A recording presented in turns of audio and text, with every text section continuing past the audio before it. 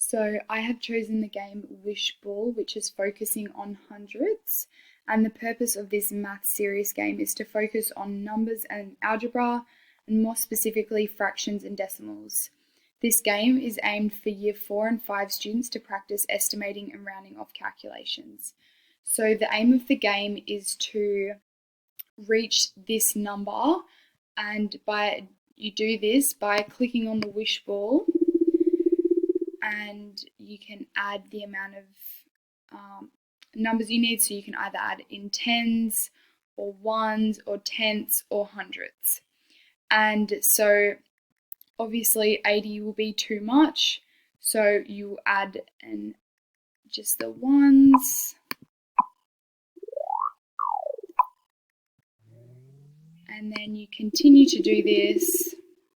So you can add 30 until you get closer and closer to the number.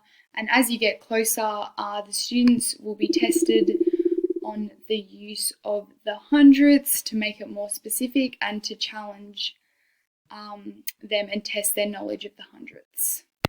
So this game works on trial and error, and as the students continuously play this, they will gain an understanding of decimals and hundredths and making connections between fractions and decimals.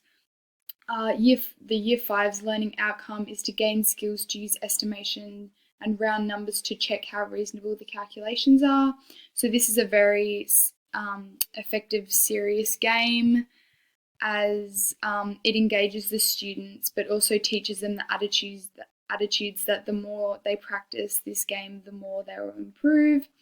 And this will also improve their knowledge on decimal places and when the hundredths are used as well.